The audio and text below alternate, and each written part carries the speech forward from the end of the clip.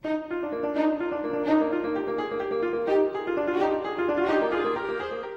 жақтырады.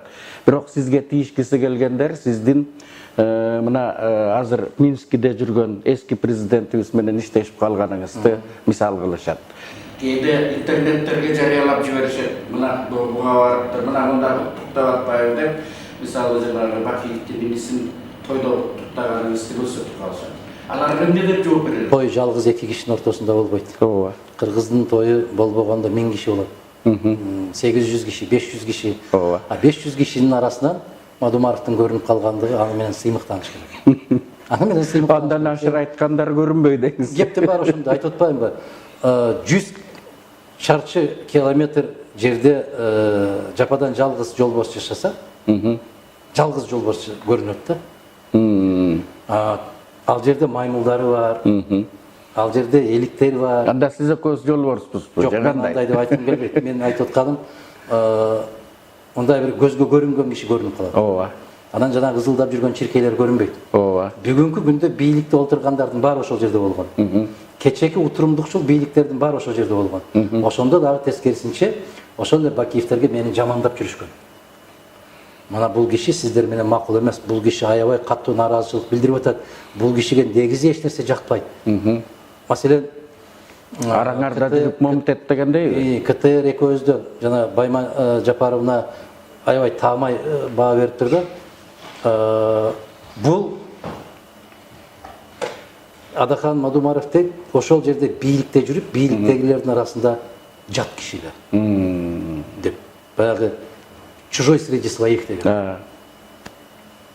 Мына ушундай кырдаалда иштеп келди деп мен ыраазычылык билдирем. Ошол киши интервью берген экен. Мен сыртынан аябай байкап турдум деп интервью берген экен. Аябай таамай айткан. Ал ошол өз кишилердин арасында чоочун болуп жүрдү. Мен ошол жерден мына темабыз өзүнөн өзү баягы дегенде философиялык сыяктуу башталып кетти эле, эми бийлик маселесине келди. Бүгүнкү күндө сиз кабардарсыз, мен аны толук айтып отурбайм. 3 точка деп орус айтат, чекип турат деп коелу. Eski президент, жаңы президент, анан бир миллионер жигит. Бул 3 чекитти кыргыз элин кайда алып барат деп ойлойсуз? Биз ал суроого жооп издебешибиз керек. Ошол 3 чекитти пайда кылган кыргыз эли эмне болду деген суроону коюшубуз керек. Биз бирок пайда кылып алдык да. Биз жоопту элден сурайлы да. Ооба. Кантип кылым карыткан, не деген чаң тополоңдун астында жок болуп кетпеген, улуу Манас эпосун жараткан залкар эл ушул деңгээлге түшүп калдым, кантип түшүп калдым деген суроону коюшубуз керекпиз. Ал үчөө жерге кирсин, үчөө өзү менен өзү болсун. Биз улут катары эмне болдук? Биздин улуулуктарыбыз кайда кетти? Биздин баалуулуктарыбыз кайда кетти? Биз ушул караңгыда жол тапкан, тайгак жерден кечүү тапкан залкар эл болуп, улут болуп туруп, кантип ушуга жол бердик? Мына ушундай жооп биз экөөбүз сүйлөшүп аткан баягы интеллигенциянын жоголгондугу. Баягы төр нагадандарга тийип калгандыгынан, а төргө көтөрүп барып ким отургузду? Ким отургузду? Эл деп айтып атабыз. Десек айтат, элде кеп жок.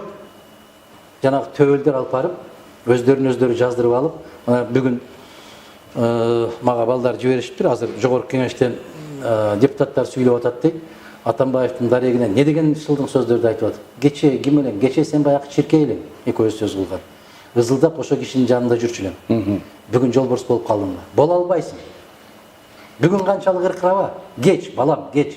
Кеч болуп калды. Ыркыраба бүгүн. Деген сыяктуу сөз айтышыбыз керек. Илгери бизде адамдын артынан сөз кылган кишини аябай жаман көрчү. А бүгүн кадыресе көрүнүш болуп калды.